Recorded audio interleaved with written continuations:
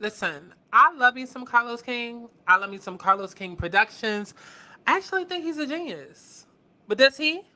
Like, really? Seriously, does he think that he's a genius? Because every time I turn around, it seems almost as though he's worried about still trying to compete with his old boss at his old job to still show the world why he's worthy of owning a company he doesn't even work at anymore. Can we talk about it, please? Let's talk about it. I'ma tell these niggas, come on, you can eat it up. Ain't no need to listen, you can be all in these guts. I ain't explaining shit to niggas, that's ridiculous. How you left for one to get mad when they finish up? I'ma get some dick today. No, it's fine. I'ma get some dick today. It's a vibe. I'ma get some dick today. We outside. I'ma get some dick today. Cause I'ma get some dick today. I'm gonna get some dick today. Cause I'ma get some dick today. I'm gonna get some dick today. Cause I'ma get some dick today. I'm gonna get some dick today. Cause I'ma get some dick today. I'm gonna get some dick today. Let's get into it then. Wait. Now, I love y'all, and I love doing YouTube, but y'all know YouTube be on that bullshit, and right now, it's quite literally the motherfucking ghetto. And listen, if you know me from way back when, then you know it's two things about your girl. Number one, I hate being anybody's best kept secret. And number two, if it don't make dollars, it don't make Scott no motherfucking sense, ho. So with that said, the best way to help me help you and keep the fun going is to join the Patreon, baby. Now I know I've struggled with consistency and whatnot in the past. I get it. But listen, baby, when our creative fund is impacted, then that makes it hard for me to do the content that y'all love, whether that be story times, commentary, hell, even my motherfucking music. Like, it makes it extremely hard to do. So I'm telling y'all now, if you're only experiencing me through this platform, which is YouTube, then baby, you are only getting half of the tea. So head on over to Patreon to get the full Scott Santana experience. And also, because a lot of people have been asking me like, oh, Scott, when you bringing your story times back, oh, what happened to the laptop? What happened to those videos like from 2016? That channel that I have that I was doing story times on, that channel from 2016 is no longer. But here's the good thing about Patreon. Now it's 2023. I'm older. I'm 30 years old. Well, a whole different fucking gender now. But listen, how cool and exciting and fun would it be if I went back and I retold some of the old stories that you guys knew and loved from me, but from a grown and older, grown and sexy 30-year-old mature perspective? Like, how dope would that be? So make sure that y'all go down to the description box, you click on the link to get to my Patreon, and y'all motherfucking subscribe, ho. Definitely make sure that y'all follow me on Twitter, okay? Because I swear I be over there talking to myself. Like, I be live reacting and live tweeting in real time to the fuck shit that y'all be putting on Beyonce's internet. So definitely make sure that you follow me on Twitter so you can keep up with the engagement and what's not. And definitely make sure that you stream my music too, okay? Because I talk shit, but I also write hits, okay? So don't be dumb, bitch, because you ain't dumb, bitch. Back to the video.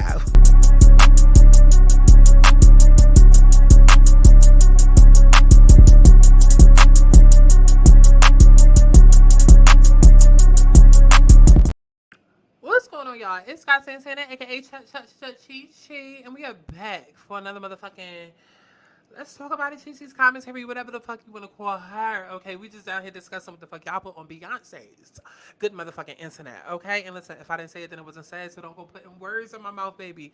Put a dick inside. Okay, but no, for real. Listen, we gotta talk because I tried to bring up this conversation a while ago. I actually did a whole fucking video on it that apparently nobody watched.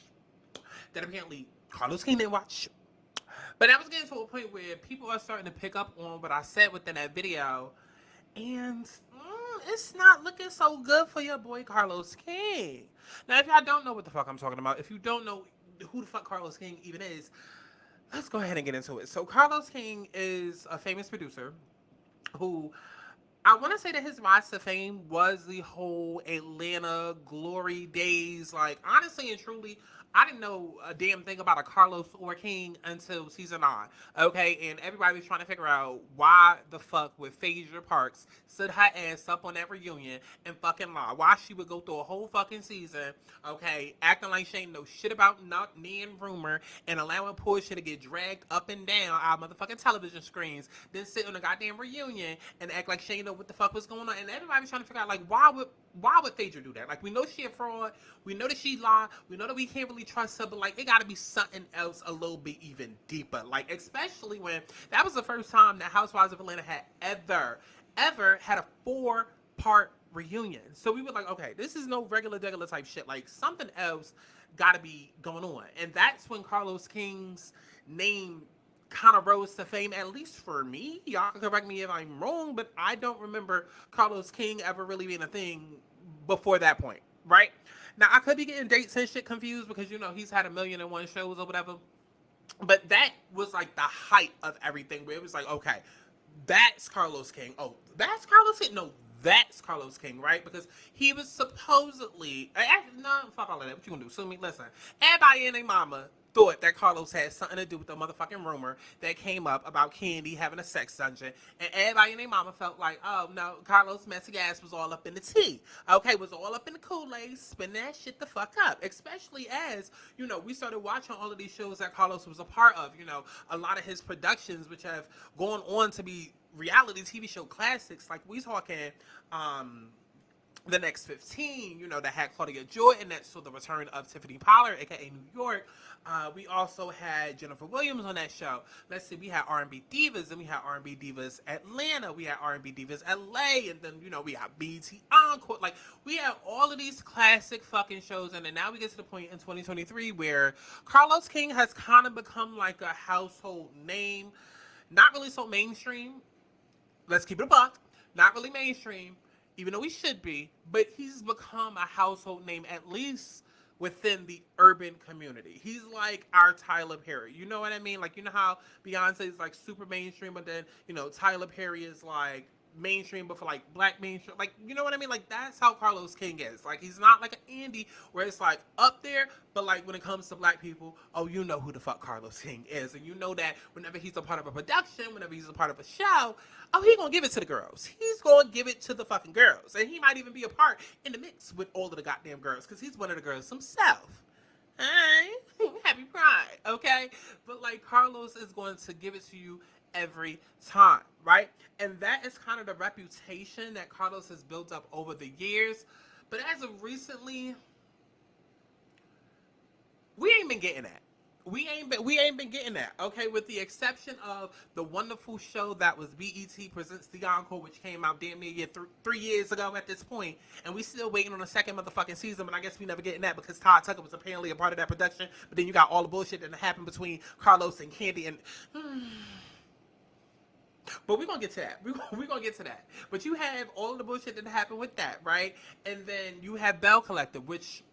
first season was cute, and then they came back with a whole reboot, you know, added some new faces to the cast. It was like a reboot to the show, and now Bell Collective is becoming, you know, one of the breakout shows. So it's like, you know, the last couple of years, we've had some strong shows. And even at some point in time, Love and Marriage Huntsville was kind of up there. It was kind of like rivaling and going against Atlanta Housewives a little bit. But now, somewhere along the way, people have kind of grown tired of the production value of the shows. People have grown tired of the castmates on these shows not revealing enough about themselves.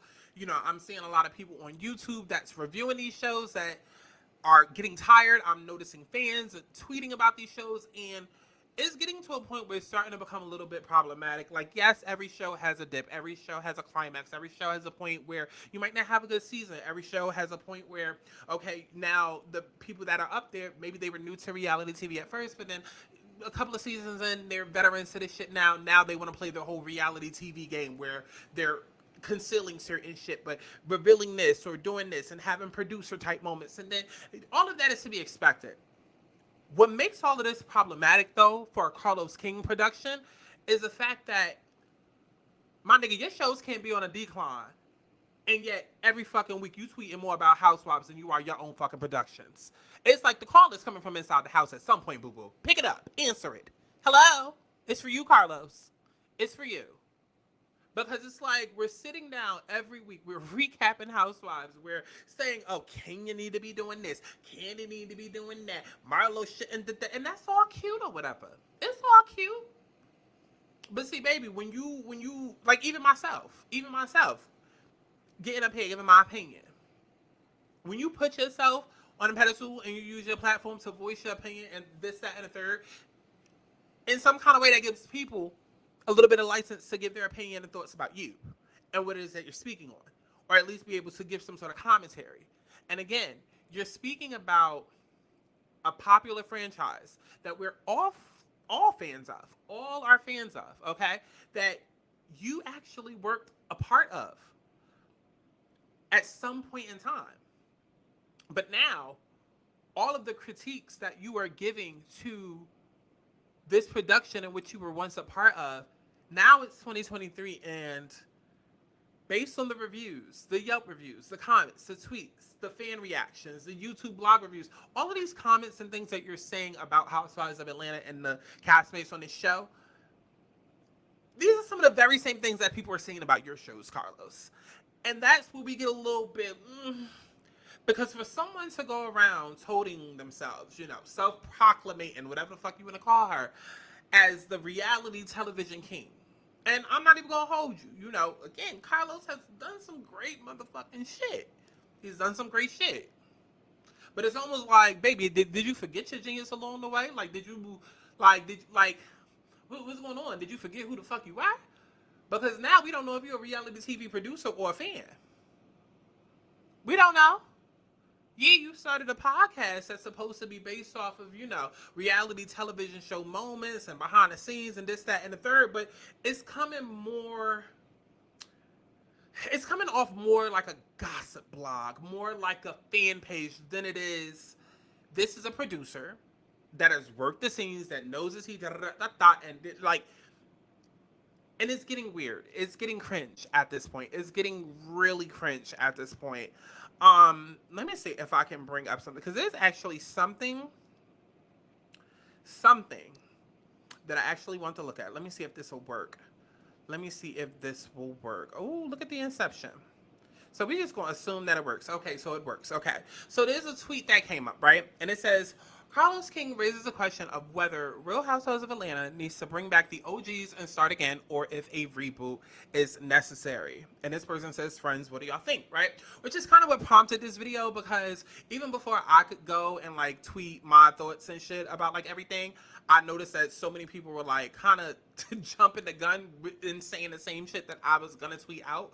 So let's actually look at the fucking responses, because I thought it was super fucking funny. Looking at these responses, right? So first person says, personally, I'm open to Carlos' opinions on Housewives. However, considering this past weekend's episode of Love and Marriage Huntsville felt very much like a bunch of messy choir and Usher board members chopping it up after Sunday service, I too also feel like he should water his own grass. I honestly think this cast ditch singing if the budget is stressed, and bring back Portia and Kimsey full time and Cynthia as a friend. Listen, I've already said that's not gonna work. And I've already explained why it's not gonna work. Because at this point, it's just like, why are we continuing to bring the same people back? To do what? Either way, don't matter who you fucking bring back. If we're talking main cast, main peaches, and this isn't even a Housewives video, this is a Carlos video, but just in case you didn't see the other video where I spoke about all that, we 16 years into the shit, we already know these people. Even with Love and Marriage Huntsville, even though I'm personally not a fan of the show, I know people not gonna be wanting to see the same motherfucking cat. Even right now, they complaining why the fuck is Melody and Martell on the goddamn show if they not a fucking couple and the show is based off a couple? Girl, okay? But back to the motherfucking story at goddamn hand. Okay, so nobody even knows how the NYC reboot is going to be. It could prove to be a bad idea. I think all commentary should wait until the season is over before we talk about what we need for the next season. And that's one of the things too. That's something and this is what I mean when I say Carlos, you should be coming in as a producer and not necessarily a fan, right? Actually, I didn't even play what the fuck he said. Let's play what the fuck he said. Does it need to be a show about the OGs so we can get that real dynamic of the stars as a collective being back together again? Or do you think it needs a fresh reboot, start over again, and have the show represent the new age of women and couples in Atlanta? We need to start over. I'll be honest with you, I don't know that I even need a legacy portion, because where these women are, they don't want us in their business like that. That's just point blank. They don't want us involved in the day-to-day aspects of their relationships, of them raising their children. And I'm talking about the people that when you think of a legacy of Atlanta, Nene, want us involved. I'm okay with us saying, our farewells to them. As much as I love them on TV, if you get to a certain point in your life where you don't want people picking apart every little thing, you gotta say bye to the cameras. And I'm fine with us completely starting over in Atlanta. I'm fine with us getting a new batch of women that we don't know at all, or maybe keeping a couple. Because I'll tell you this, Drew, Sadora, I've been notoriously harsh on Drew. If they were going to do a younger, a newer Atlanta, but want to keep somebody as a bridge to kind of what we are watching now, I wouldn't mind them keeping Drew as that person. So I think Drew would probably fare better with a different ensemble. I know. I would do Drew, I would do Eva, I would bring Shamar back, and then I would get, a couple other main cast and some friends. If we're going to the Real Housewives of New York, while we're doing this kind of younger demographic. But I want to see personal stories. I think I want to get to know people who aren't afraid to let us get to know them. Why? And see, that clip was a little bit less of. That clip was a little bit less about Carlos. Okay, that's why you need to proofread your shit before you fucking do a video, right? Look, okay, but I'm sure he was very opinionated. Listen, all it takes is like a quick little Twitter search to see that he's been very fucking opinionated. Okay, so even if that clip didn't necessarily support this video that I'm making right now, bitch, you still get my motherfucking point. Okay, and if anything else, bitch, go watch that other video that I posted where I said everything wrong about season 15, like, cause that girl hit the nail on the motherfucking head, But irregardless. Carlos, baby, you got about 10 shows. Why are we not sitting down discussing your show? We got every comment, every critique in the book for what Atlanta Housewives needs to do, okay? A show that you ain't worked in about 10 years, okay? Last time we heard of Carlos on Real Housewives of Atlanta was, season 9? They on season 16, baby. That was at least, 6-7 years ago. Let it the fuck go. Let it the fuck go.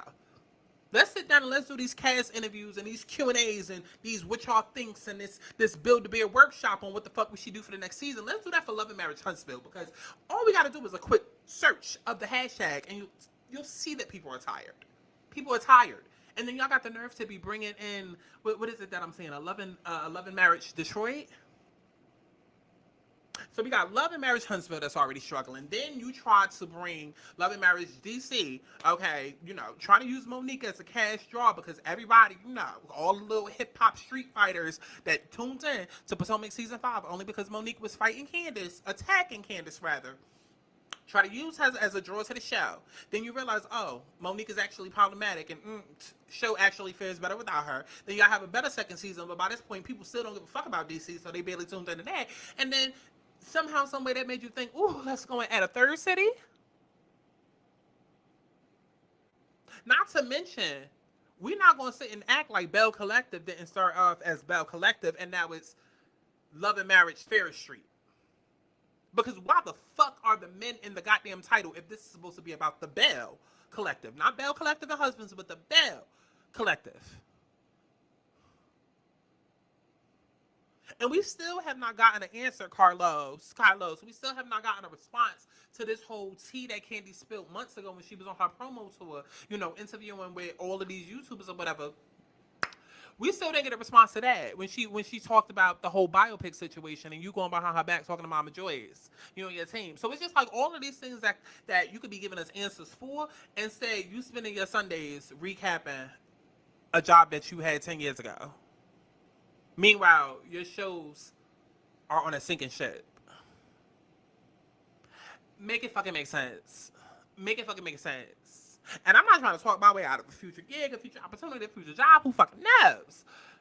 But I'm saying, as somebody who cares, come on, Carlos. Come on.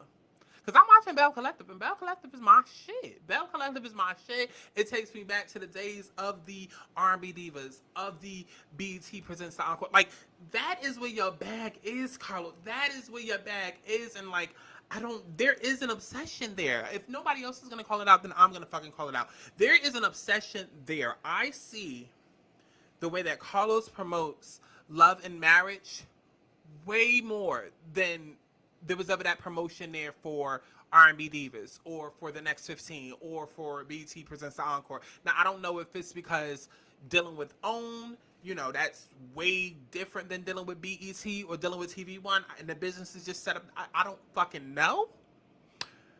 But from the outside looking in, it's given, well, Love and Marriage Huntsville is the thing that's most like the Housewives of Atlanta.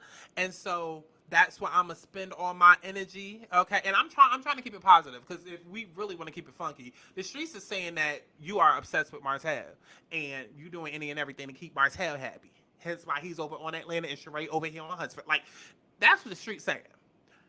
I'ma just say it's given very, I'm so obsessed with where I was supposed to go with my old job and old company that I can't let that go. So everything that I'm doing at my new company, I'm trying to show why I would have been the good fit, the great boss, the great this, that, and the third at the old company that I worked at 10 years ago.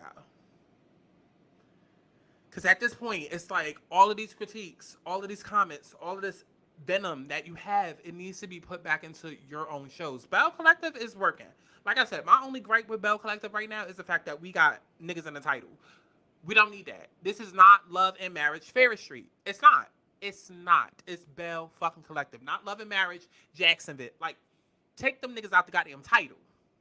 Take them out the title. This is about the Bell Collective. The collective of Bells. Okay? This is about them building Ferris Street up off the ground. Like, I know that on every show, you know, we got to have a common ground. And please don't let this be one of them shows where it's just like, okay, we say we coming together to do an album. We say we coming together to do, you know, this group project where we have all these R&B divas on. We say we're coming back to build up this street. And then 6 seasons in, we never actually get the album. We never actually get the project. We never actually get the original point of the show, because now it's become Love and Marriage Ferris Street. It's become Real Housewives of Jacksonville, Mississippi. Like, come on, Carlos. Come on, let's go back to the comments. Let's go back to the comments, because I don't want nobody to think I'm dragging him unnecessarily. It's necessary, because I care. I hear, and so do the fans. So do the fans. So do the fans. You calling yourself king of reality TV, baby? That's a title. That's a title. That is a title. Okay, now how do we stop this from sharing? Let me try this one more time. Let's go back to the motherfucking screen. Okay, so let me put this back up. So I think they could benefit. Okay, this is more about that. I think Carlos, right here. I think Carlos should focus on his own struggling show with the same recycled storyline. He's 1 star away from the show being DOA. If Mel leaves, he has nothing. Love and Marriage Huntsville is now streaming on Max, by the way, y'all. Oh, well, that's good. That's really fucking good. Why can't he review the show he was part of when it started? Everyone on YouTube is reviewing it. It's just another source of income for him. True. He can totally do it. He should multitask, though, because right now it's the pot calling the kettle black. Okay. To me, Mel has already left the show. Her scenes with everyone are fake as fuck. I so enjoy Marceau. He keeps it 100 rather than it makes him look bad. He spits the truth. Agreed. Mel left a while ago. It's literally a check and exposure for her. I would love for Carlos to stop centering the show around Mel and her baby daddy. He has such a big cast, and we get the same focus every year. Give us some more info on the other couples' lives. Okay. Let's see if we have anything else. Let's see if we got anything motherfucking else. Oh, right here, we got Miss Ashley Shaw Miller. Shout out to her. Can he talk about fixing Love and Marriage Huntsville first? That should be his priority, because that show is in the dumps and forgettable. I don't know, y'all. I don't know. Let's see. Anything else?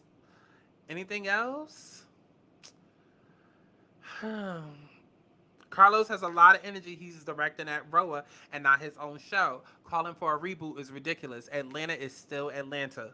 He talks way too much about Bravo. You would think his shows are perfect. The people are tired of Love and Marriage Huntsville. Nobody has a real storyline besides Kimmy. I think he needs to focus on his own shows.